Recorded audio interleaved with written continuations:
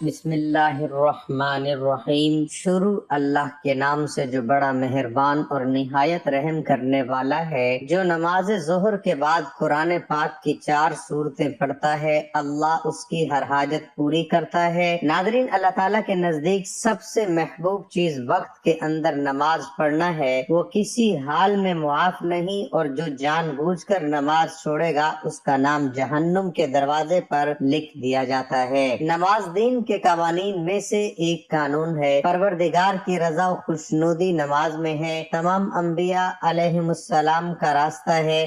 نماز محبوب ملائکہ ہے۔ نماز ہدایت، ایمان اور نور ہے۔ نماز روزی میں برکت، بدن کی راحت، شیطان کی ناپسندی اور کفار کے مقابلے میں اسلحہ ہے۔ نماز دعا کی اجابت اور اعمال کی قبولیت کا ذریعہ ہے۔ نمازی اور ملک الموت کے درمیان شفیع ہے۔ نماز قبر میں انسان کی مؤنث اس کا بستر اور منکر و نکیر کا جواب ہے۔ نماز قیامت کے دن نمازی کے سر کا تاج، چہرے کا نور، بدن کا لباس اور آتش جہنم کے مقابلے میں سپر ہے۔ نماز پل صراط کا پروانہ، جنت کی کنجی، حوروں کا مہر اور جنت کی قیمت ہے۔ نماز کے ذریعے بندہ بلند درجہ اور اعلیٰ مقام تک پہنچتا ہے، اس لیے کہ نماز تسبیح و تحلیل، تحمید، تمجید و تکبیر، تمجید و تقدیس اور قول و دعا ہے۔ ہر عبادت کا ایک ستون اور پایہ ہوتا ہے جس پر پوری عمارت کا دار و مدار ہوتا ہے۔ اگر کبھی اس ستون پر کوئی آفت آ جائے تو پوری عمارت زمین بوس ہو جاتی ہے۔ اسی طرح سے نماز ایک دیندار انسان کے دین و عقائد کے لیے ایک ستون کے مانند ہے۔ علی ابن ابی طالب تمام مسلمانوں اور مؤمنوں کو وصیت کرتے ہوئے فرماتے ہیں، ترجمہ: میں سب کو نماز کی اور اس کی پابندی کی وصیت کرتا ہوں، اس لیے کہ نماز بہترین عمل اور تمہارے دین کا ستون ہے۔ نماز انسان کو بلند ترین درجے تک پہنچانے کا ذریعہ ہے، جس کو معراج کہتے ہیں۔ بزرگوں کا قول ہے، الصلاۃ معراج المؤمن۔ ترجمہ: نماز مومن کی معراج ہے۔ نماز عقیدے کی تجلی، ایمان کا مظہر اور انسان کے خدا سے رابطے کی نشانی ہے۔ نماز کو زیادہ اہمیت دینا ایمان اور عقیدے سے برخورداری کی علامت ہے، اور نماز کو اہمیت نہ دینا منافقین کی ایک صفت ہے۔ خداوند عالم نے قرآن میں اس کو منافقین کی ایک نشانی قرار دیتے ہوئے فرمایا ہے، ترجمہ: منافقین خدا کو فریب دینا چاہتے ہیں، جبکہ خدا خود ان کے فریب کو ان کی طرف پلٹا دیتا ہے۔ اور نماز منافقین جب نماز کے لیے کھڑے ہوتے ہیں تو سستی اور کاہلی کی حالت میں نماز کے لیے کھڑے ہوتے ہیں اور لوگوں کو دکھاتے ہیں اور بہت کم اللہ کو یاد کرتے ہیں۔ رسول خدا فرماتے ہیں، الصلاۃ میزان۔ ترجمہ: نماز ترازو ہے۔ جعفر صادق فرماتے ہیں، ترجمہ: سب سے پہلے انسان سے آخرت میں نماز کے بارے میں پوچھا جائے گا۔ اگر نماز قبول کر لی گئی تو تمام اعمال قبول کر لیے جائیں گے، اور اگر رد کر دی گئی تو دوسرے سارے اعمال رد کر دیے جائیں گے۔ چونکہ نماز دین کی بنیاد اور اس کا ستون ہے، عمل کی منزل میں بھی ایسا ہی ہے کہ جو شخص نماز کو اہمیت دیتا ہے وہ دوسرے اسلامی دستورات کو بھی اہمیت دے گا، اور نماز سے بے توجہی اور لاپرواہی کرے گا اور دوسرے اسلامی قوانین سے بھی لاپرواہی برتے گا۔ گویا نماز اور اسلام کے دوسرے احکام کے درمیان لازمی اور ایک طرح کا رابطہ پایا جاتا ہے۔ اس لیے حضرت علی علیہ السلام نے محمد بن ابی بکر کو خطاب کرتے ہوئے فرمایا، اے محمد بن ابی بکر، جان لو کہ ہر عمل تمہاری نماز کے تابع اور پیرو ہے، اور جان لو جس نے نماز کو ضائع کیا اور اس سے لاپرواہی برتی وہ دوسرے اعمال کو ضائع کرنے والا اور اس سے لاپرواہی برتنے والا ہے۔ قیامت اصول دین میں سے ایک ہے، اور یہ وہ دین ہے کہ جب تمام انسانوں کا حساب و کتاب کے لیے میدان حشر میں حاضر کیا جائے گا۔ روایات کی روشنی میں اس دن سب سے پہلا عمل جس کے بارے میں انسان سے سوال کیا جائے گا نماز ہے۔ رسول اکرم صلی اللہ علیہ وسلم نے فرمایا، روز قیامت بندوں کے اعمال میں سب سے پہلے جس چیز کو دیکھا جائے گا وہ نماز ہے۔ حضرت علی رضی اللہ تعالیٰ عنہ فرماتے ہیں، ترجمہ: جب انسان حالت نماز میں ہوتا ہے تو اس کا جسم کپڑے اور اس کے ارد گرد جو موجود ساری اشیاء خدا کی تسبیح و تحلیل کرتی ہے۔ نماز کے بہت سے فائدے اور اثرات ہیں جو نماز کی دنیاوی اخروی زندگی میں نمایاں ہوتے ہیں۔ ان میں سے بعض کی طرف اشارہ کیا جا رہا ہے۔ انسان ہمیشہ ایک ایسی قوی اور طاقتور چیز کی تلاش میں رہتا ہے جو اس کو کبھی اور برے کاموں سے روک سکے، تاکہ ایسی زندگی گزار سکے جو گناہوں کی زنجیر سے آزاد ہو۔ قرآن کی نگاہ میں وہ قوی اور طاقتور چیز نماز ہے۔ ان الصلاۃ تنہی عن الفحشاء والمنکر، بے شک نماز گناہوں اور برائیوں سے روکتی ہے۔ اس آیت کی روشنی میں نماز وہ طاقتور اور قوی شے ہے جو انسان کے تعادل و توازن کو حفظ کرتی ہے اور اس کو برائیوں اور گناہوں سے روکتی ہے۔ چونکہ انسان جائز الخطا ہے اور کبھی کبھی چاہتے ہوئے یا نہ چاہتے ہوئے دل پر ایک تاریک اثر چھوڑ جاتا ہے جو نیک کام کے انجام دینے کی رغبت اور شوق کو کم اور گناہوں کرنے کی طرف رغبت اور میل کو زیادہ کر دیتا ہے۔ ایسی حالت میں عبادت ہی ہے جو گناہوں کے ذریعے پیدا ہونے والی تیزگی اور تاریکی کو زائل کر کے دل کو جلا اور روشنی دیتی ہے۔ انہی عبادتوں میں سے ایک نماز ہے۔ خداوند عالم فرماتے ہیں ان الحسنات یذہبن السیئات، نماز قائم کرو کہ بے شک نیکیاں گناہوں کو نیست و نابود کر دیتی ہیں۔ بے شک نماز گزشتہ گناہوں سے ایک عملی توبہ ہے، اور پروردگار اس آیت کو گناہگاروں کو یہ امید دلا رہا ہے کہ نیک اعمال اور نماز کے ذریعے تمہارے گناہ محو و نابود ہو سکتے ہیں۔ شیطان جو انسان کا دیرینہ دشمن ہے اور جس نے بنی آدم کو ہر ممکن راستے سے بہکانے اور گمراہ کرنے کی قسم کھا رکھی ہے، مختلف راستوں سے انسان کو صراط مستقیم سے منحرف کرنے کی کوشش کرتا ہے، مگر کچھ چیزیں ایسی ہیں جو اس کی تمام ڈال بازیوں پر پانی پھیر دیتی ہیں۔ انہی میں سے ایک نماز ہے۔ رسول اکرم صلی اللہ علیہ وسلم فرماتے ہیں، ترجمہ: جب تک اولاد آدم نماز کو پابندی اور توجہ کے ساتھ انجام دیتی رہتی ہے اس وقت تک شیطان اس سے خوف زدہ رہتا ہے، لیکن جیسے ان کو ترک کرتی ہے شیطان اس پر غالب ہو جاتا ہے اور اس کو گناہوں کے گڑھے میں دھکیل دیتا ہے۔ نمازی کو خدا، انبیاء علیہم السلام اور ائمہ طہار علیہم السلام کے نزدیک ایک خاص درجہ و مقام حاصل ہے، جس کی وجہ سے خداوند عالم دوسرے لوگوں پر برکتیں نازل کرتے ہیں اور ان سے بلاؤں اور عذاب سے دور کرتا ہے۔ جیسا کہ حدیث قدسی میں خداوند عالم فرماتا ہے، ترجمہ: اے گنہگارو، اگر بوڑھے نمازی، خاشی جوان، شیر خوار بچے اور چرنے والے چوپائے نہ ہوتے تو میں تمہارے گناہوں کی وجہ سے تم پر سخت عذاب نازل کرتا۔ نماز اسلام کے 5 ستونوں میں سے ایک اہم ستون ہے۔ نماز بدنی عبادتوں میں سب سے افضل عبادت ہے۔ مسلم اور کافر کے درمیان فرق پیدا کرنے والی چیز نماز ہے۔ اسلام کا شعار نماز ہے۔ یہ شیطان کے چہرے کو سیاہ کرتی ہے، مومن کے لیے باعث فخر ہے۔ نماز کے وقت اللہ تعالیٰ نماز ہی کی طرف متوجہ ہوتا ہے۔ اللہ تعالیٰ انسان کو سجدہ کرتے وقت ہی سب سے زیادہ پسند کرتا ہے۔ جب انسان نماز کے لیے تیار ہوتا ہے تو جنت کے دروازے کھول دیے جاتے ہیں، اور نماز کی جانب جتنے قدم بڑھاتا ہے اس کے اتنے گناہ معاف کر دیے جاتے ہیں اور اتنا ہی ثواب اس کے حق میں لکھ دیا جاتا ہے۔ جنگ میں ہو، کوئی چاہے دشمن کی تلوار کے سائے میں یا پھر دشمن کے ڈر سے اپنی جان بچا کر بھاگ رہا ہو، اس وقت بھی نماز کو قضا کی صورت میں ادا کرنا لازم اور فرض ہے۔ یہ اسلام کا فرمان ہے، اور نماز بے شک دارین کی سعادتوں کا ضامن ہے۔ اللہ عز و جل قرآن مقدس میں ارشاد فرماتا ہے، ھدی للمتقین الذین یؤمنون بالغیب ویقیمون الصلاۃ ومما رزقناہم ینفقون۔ ترجمہ کہ یہ کتاب پرہیزگاروں کو ہدایت ہے جو غیب پر ایمان لائے اور نماز قائم رکھتے اور ہم نے جو دیا اس میں سے ہماری راہ میں خرچ کرتے، اور فرماتے ہیں اقیموا الصلاۃ وآتوا الزکوٰۃ وارکعوا مع الراکعین۔ نماز قائم کرو اور زکوٰۃ ادا کرو اور رکوع کرنے والوں کے ساتھ نماز پڑھو۔ یعنی مسلمانوں کے ساتھ کہ رکوع ہماری شریعت میں ہے، یا تو پھر با جماعت سے نماز ادا کرو۔ نماز کی اہمیت اس سے بھی پتہ چلتا ہے کہ اللہ رب العزت نے سب احکام اپنے حبیب صلی اللہ علیہ وسلم کو زمین پر بھیجے۔ جب نماز فرض کرنی منظور ہوئی تو حضور صلی اللہ علیہ وسلم کو اپنے عرش عظیم پر بلا کر اسے فرض کیا، اور شب اسراء یعنی معراج کی رات میں یہ تحفہ دیا۔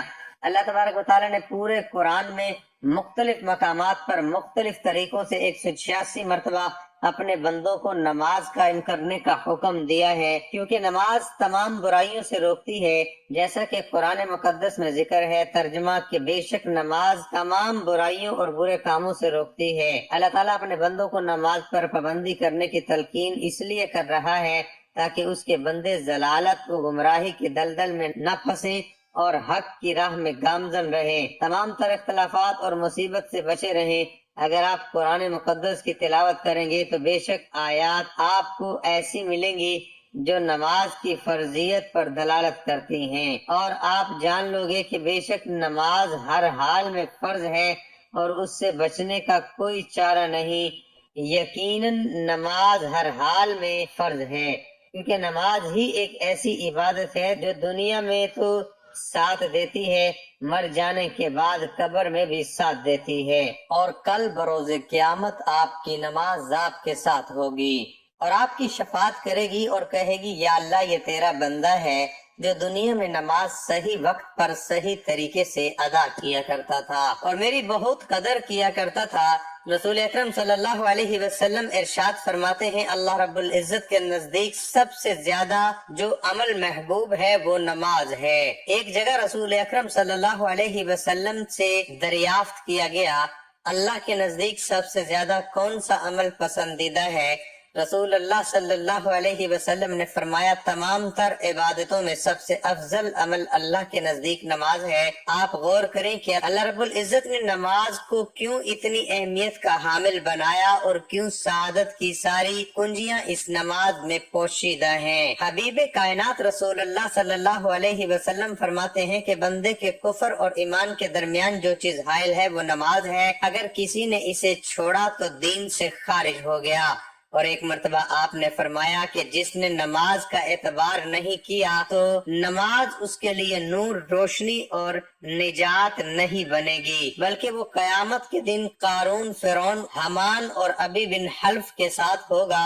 امام احمد بن حنبل رسول اللہ صلی اللہ علیہ وسلم کے امام احمد بن حنبل رسول اللہ صلی اللہ علیہ وسلم نے فرمایا کہ جو ہماری طرح نماز پڑھے، ہمارے قبیلے کو مانے اور ہمارے ذبیحہ کو کھائے اور ہماری ہی طرح ہے اور ہمارے حقوق اس کے لیے بھی ہیں۔ معاذ بن جبل رضی اللہ عنہ سے روایت ہے کہ حضور صلی اللہ علیہ وسلم ارشاد فرماتے ہیں ہر چیز کی بنیاد اسلام ہے، اسلام کی بنیاد نماز ہے۔ یہاں بہت سی احادیث اور قرآنی آیت کو پیش کیا ہے تاکہ آپ تمام حضرات نماز کی اہمیت اور افادیت کو جان سکیں اور صحیح معنوں میں نماز کو ادا کر سکیں، کیونکہ نماز ہی سے آپ کی دنیا سنورے گی، قبر کی اندھیری رات میں نماز ہی کام آئے گی اور روز محشر نماز ہی آپ کی شفاعت کرے گی اور آپ کے حق میں گواہی دے گی کہ اے اللہ اس شخص کو معاف کر دے، یہ مجھے پابندی کے ساتھ پڑھا کرتا تھا مگر مجھے بہت افسوس ہو رہا ہے کہ آج ہم اس دور جدید میں نماز کو بھلا بیٹھے ہیں، نماز پڑھنے میں کوتاہی برت رہے ہیں اور چھوڑنے کے عادی اس طرح بن چکے ہیں گویا نماز فرض ہی نہیں۔ معاذ اللہ، اللہ ہمیں ہدایت دے۔ اگر آپ چاہتے ہیں کہ آپ کی دنیاوی اور اخروی زندگی کامیابی کے ساتھ ہمکنار ہو اور آپ یہاں بھی سعادت مندوں کی فہرست میں شمار ہو اور وہاں بھی سعادت مندوں کی فہرست میں آپ کا شمار ہو تو آپ نماز کو اپنی زندگی کا جزو بنا لیں۔ یقیناً نماز ہر مشکل حالات میں آپ کے ساتھ کھڑی رہے گی اور کامیابی قدموں کے نیچے ہوگی۔ اللہ رب العزت سے دعا ہے کہ اللہ ہمیں نماز کے ساتھ مساجد کی بھی تعظیم کرنے کی توفیق عطا فرمائے، نماز کو بھی پابندی کے ساتھ اس کے مقررہ وقت پر ادا کرنے کی توفیق توفیق عطا فرمائے اور دارین کی سعادتوں سے ہمیں مالا مال کرے، آمین۔ ظہر کی نماز کی بہت زیادہ اہمیت اور فضیلت ہے۔ ظہر اسلام کی 5 فرض نمازوں میں سے دوسری نماز ہے جو دوپہر کے وقت ادا کی جاتی ہے۔ یہ نماز جمعہ کے علاوہ ہفتے کے 7 دن دوپہر کے وقت ہوتی ہے۔ یہ رسول اللہ صلی اللہ علیہ وسلم کی طرف سے 5 نمازوں کے بعد پڑھی جانے والی پہلی نماز ہے۔ جو بندہ ظہر کی نماز کے بعد یہ 4 سورتیں پڑھ کر اللہ رب العزت سے دعا مانگتا ہے تو اللہ اس بندے کی ہر دعا قبول فرماتا ہے، ہر حاجت پوری فرماتا ہے، یعنی وہ بندہ ہر پریشانی اور مشکل سے نجات حاصل کرتا ہے۔ کیونکہ ان 4 سورتوں کی بہت زیادہ فضیلت ہے تو 4 سورتوں میں پہلی سورت کافرون، بسم اللہ الرحمن الرحیم، قل یا ایھا الکافرون لا اعبد ما تعبدون ولا انتم عابدون ما اعبد ولا انا عابد ما عبدتم ولا انتم عابدون ما اعبد لکم دینکم ولی دین۔ ترجمہ: اے میرے نبی آپ کہہ دیجئے اے کافرو میں ان بتوں کی عبادت نہیں کرتا جن کی تم عبادت کرتے ہو، اور نہ تم اس اللہ کی عبادت کرتے ہو جس کی میں عبادت کرتا ہوں، اور نہ میں ان کی عبادت کرنے والا ہوں جن کی تم عبادت کرتے ہو، اور نہ تم اللہ کی عبادت کرنے والے ہو جس کی میں کرتا ہوں۔ تمہارے لیے تمہارا دین اور میرے لیے میرا دین۔ سورت کافرون کے فضائل میں کئی احادیث وارد ہوئی ہیں، چند ایک کا تذکرہ کیا جا رہا ہے۔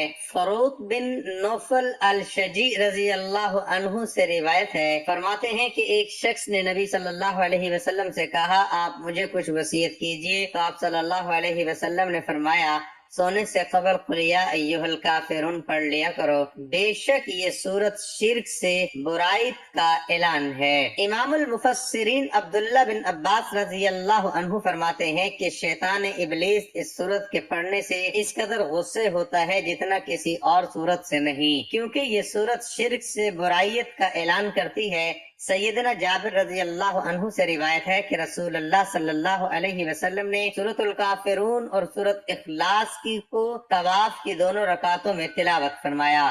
دوسری سورۃ اخلاص ہے، قل ھو اللہ احد اللہ الصمد لم یلد ولم یولد ولم یکن لہ کفوا احد۔ ان کل شریف کی برکات یہ ہے کہ کل کا 2 حرف لفظ قرآن میں تقریباً 331 مرتبہ آیا ہے۔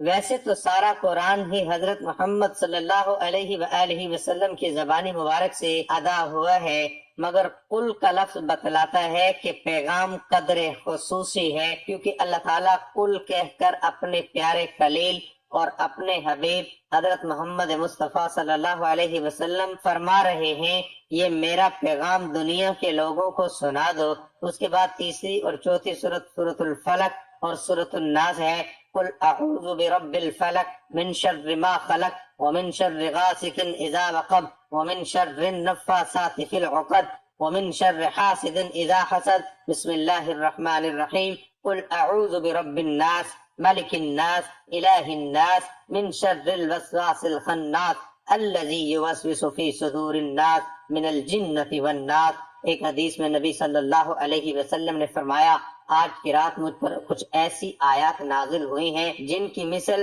میں نے کبھی نہیں دیکھی۔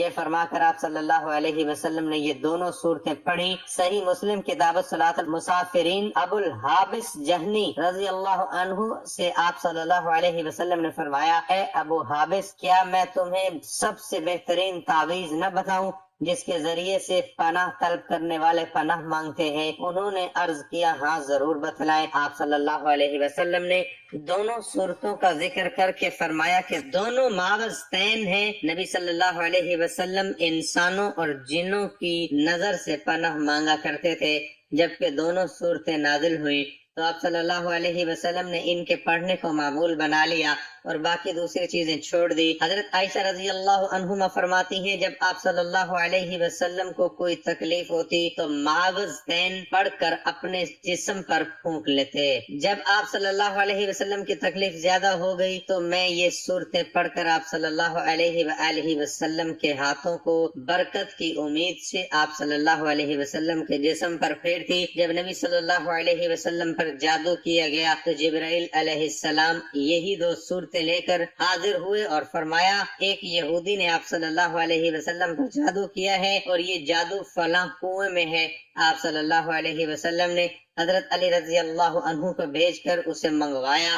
یہ ایک کنگھی کے دندانوں اور بالوں کے ساتھ ایک کانت کے اندر 11 گرہیں پڑی ہوئی تھی اور موم کا ایک پتلا تھا جس میں سوئیاں چبھ ہوئی تھی۔ جبرائیل علیہ السلام کے حکم کے مطابق آپ صلی اللہ علیہ وسلم ان دونوں صورتوں میں سے ایک ایک آیت پڑھتے جاتے اور گرہ کھلتی جاتی اور سوئی نکلتی جاتی۔ خاتمے تک پہنچتے پہنچتے ساری گرہیں بھی کھل گئی اور سوئیاں بھی نکل گئی اور آپ صلی اللہ علیہ وسلم اس طرح صحیح ہو گئے جیسے کوئی شخص جکڑ بندی سے آزاد ہو جائے۔ آپ صلی اللہ علیہ وسلم کا یہ معمول بھی تھا کہ رات کو سوتے وقت سورۃ اخلاص اور معاوضتین پڑھ کر اپنی ہتھیلیوں پر پھونکتے اور پھر انہیں پورے جسم پر ملتے۔ پہلے سر، چہرے اور جسم کے اگلے حصے پر ہاتھ پھیرتے، اس کے بعد جہاں تک آپ صلی اللہ علیہ وآلہ وسلم کا ہاتھ پہنچتے 3 مرتبہ آپ صلی اللہ علیہ وسلم ایسا کرتے۔ امام مسلم نے اپنی صحیح میں سیدنا عقبہ بن عامر رضی اللہ عنہ سے روایت کی ہے کہ نبی کریم صلی اللہ علیہ وسلم فرماتے ہیں کیا تم کو وہ آیتیں معلوم نہیں جو آج کی رات نازل ہوئی اور جن کی مثال اس سے پہلے نہیں دیکھی گئی؟ وہ آیتیں ہیں قل اعوذ برب الفلق، قل اعوذ برب الناس۔ ایک دوسری حدیث کے الفاظ یہ ہیں، نبی کریم صلی اللہ علیہ وسلم نے عقبہ رضی اللہ عنہ مذکور سے خطاب ہو کر فرمایا کیا میں تمہیں وہ کلمات بتاؤں جو ان تمام کلمات سے بہتر ہیں جن کے ذریعے سے کبھی کسی پناہ مانگنے والے نے پناہ مانگی ہے؟ عقبہ رضی اللہ عنہ کہتے ہیں میں نے عرض کیا ہاں یا رسول اللہ صلی اللہ علیہ وسلم، ضرور فرما دیجئے۔ آپ صلی اللہ علیہ وسلم نے فرمایا۔ ترمذی رحمہ اللہ نے سیدنا عقبہ بن عامر رضی اللہ عنہ سے ایک روایت درج کی ہے کہ نبی کریم صلی اللہ علیہ وسلم نے ان کو ہر ایک نماز کے بعد معاوضتین، سورۃ الفلق اور سورۃ الناس پڑھنے کا حکم دیا۔ عبداللہ بن حبیب رضی اللہ عنہ سے روایت ہے کہ ہم ایک اندھیری رات میں جب کہ بارش ہو رہی تھی اس لیے اپنے گھروں سے نکلے کہ نبی کریم صلی اللہ علیہ وسلم کے پیچھے نماز ادا کریں۔ ہم آپ صلی اللہ علیہ وسلم کے حضور میں پہنچے تو ارشاد ہوا کہو کیا کام ہے؟ میں چپ رہا۔ آپ صلی اللہ علیہ وسلم نے پھر فرمایا کہو، میں پھر بھی چپ رہا تو آپ صلی اللہ علیہ وسلم نے پھر یوں ارشاد فرمایا صبح و شام قل هو اللہ احد اور معاوضتین پڑھا کرو، تم ہر ایک قسم کے شر سے محفوظ رہو گے۔ نیز امام ترمذی رحمہ اللہ نے بروایت سیدنا ابو ہریرہ ابو سعید خدری رضی اللہ عنہما سے روایت کی ہے کہ نبی کریم صلی اللہ علیہ وسلم جنوں کے شر سے اور آدمیوں کی نظر بد سے پناہ مانگا کرتے تھے، لیکن جب معاوضتین نازل ہوئی تو آپ صلی اللہ علیہ وسلم نے انہی کا پڑھنا اپنا معمول بنا لیا اور دوسری تمام دعاؤں کو چھوڑ دیا۔ محترم ناظرین، آپ نے ظہر ادا کرنے کے بعد جائے نماز پر بیٹھے بیٹھے یہ وظیفہ پڑھنا ہے۔ اگر جائے نماز پر نہیں بیٹھ سکتے تو چلتے پھرتے بھی آپ یہ وظیفہ پڑھ سکتے ہیں۔ آپ نے سب سے پہلے حضور پاک صلی اللہ علیہ وسلم کی ذات اقدس پر درود پاک کا نذرانہ پیش کرنا ہے۔ درود پاک آپ کوئی سا بھی پڑھ سکتے ہیں۔ درود ابراہیمی میرے ساتھ بھی ایک مرتبہ پڑھ لیں تاکہ ثواب ہو۔ اللہم صلی علی محمد وعلی آل محمد کما صلیت علی ابراہیم وعلی آل ابراہیم انک حمید مجید۔ اللہم بارک علی محمد وعلی آل محمد کما بارکت علی ابراہیم وعلی آل ابراہیم انک حمید مجید۔ درود پاک پڑھنے کے بعد آپ نے 15 مرتبہ چاروں کل شریف پڑھنے ہیں، یعنی سورۃ الکافرون، سورۃ اخلاص، سورۃ فلق، سورۃ الناس پڑھ کر آخر میں دوبارہ آپ نے درود ابراہیمی پڑھنا ہے۔ ناظرین، آپ سب بھی ان چاروں صورتوں یعنی چاروں کل شریف کو پڑھنے کا معمول بنا لیں، آپ پر آنے والی ہر پریشانی اور مصیبت ختم ہو جائے گی، آپ ہمیشہ اللہ کی پناہ میں رہیں گے۔ 4 صورتوں کو نماز ظہر اور نماز مغرب کی نماز کے بعد ضرور پڑھا کریں۔ اللہ تعالیٰ آپ کو ہر مشکل اور مصیبت سے اپنی پناہ میں رکھے گا، آپ کا ہر مقصد اور حاجت پوری ہوگی، آپ کی زندگی اور آخرت انشاءاللہ دونوں سمر جائیں گی۔ اللہ تعالیٰ سے دعا ہے اے میرے پروردگار، ہم سب گناہ گاروں کو اپنی حفظ و امان میں رکھ کر بہتر عمل کرنے کی توفیق دے، آمین ثم آمین۔